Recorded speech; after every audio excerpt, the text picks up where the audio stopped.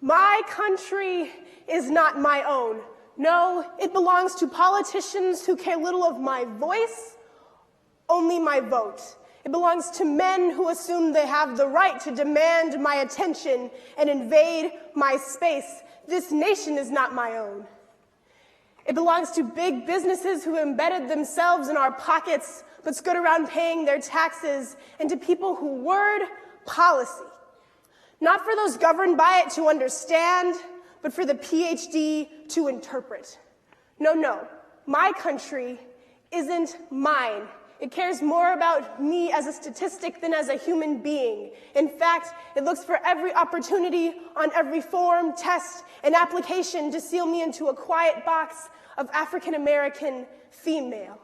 A glass case enough to lock me into an American dream, a non-threatening stereotype, a job to keep me busy with debt, waning passion, forgotten dreams, and back taxes. No, my country isn't mine. It is a land where young people are taught that it's okay to hurt someone else so long as it's done in the name of liberty.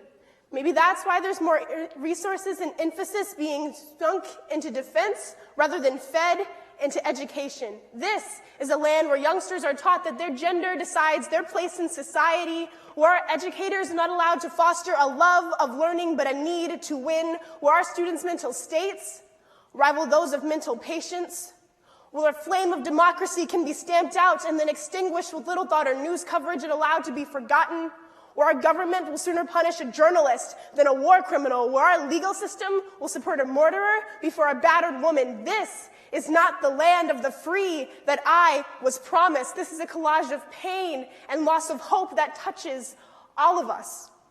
A hodgepodge of lost faith and respect for each other, for the future, and for life.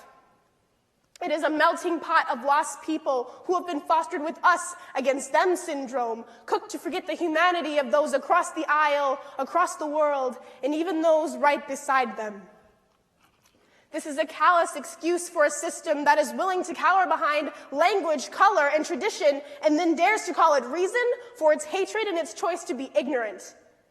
An imitation of what should be a strong and courageous nation that has been hostilely taken over by criminals and pressed collars who have chosen not to educate its people, but to capitalize on their fear.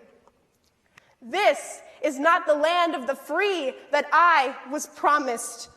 I am the offspring of the revolutionary soldiers who fought for a government where the people decide the government, not the other way around. Daughter of the Seneca Falls Convention, the Black Panthers, the Freedom Riders.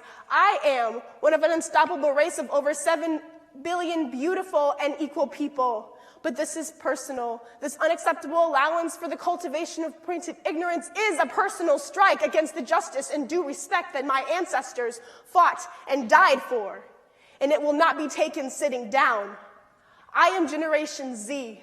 I am the spirit of change, and I have grown restless. So this is an open message to those who have been allowed until now to poison our government, our self-esteem, and our education.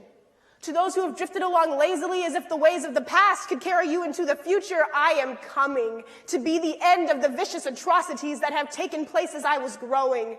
I am smashing your boxes, shattering your glass ceilings. I will begin the process of healing the world and the people within it that you have written off and left wounded. I am going to find a way to clean up this awful mess that you have made, not for you, but for the generations of the future who would otherwise look to me and ask why I allowed the innocent to die screaming in the wake of stupidity and pride. That is a conversation that I refuse to have with my children, so I will not leave this world in the state it was in when I came.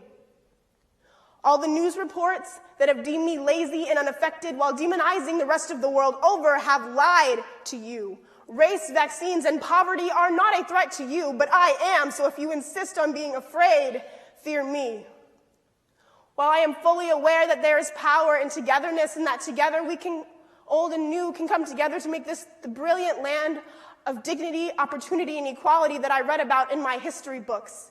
but I recognize that it will not happen like this. The systems that have been in place for decades did not count on people like me. They were built on the backs of people like me, and I have decided that the time has come for me to stand. If you will not accept my transformation, then consider me the face of your opposition. I am the oncoming storm, and with me I bring revelation and revolution. I suggest you get ready.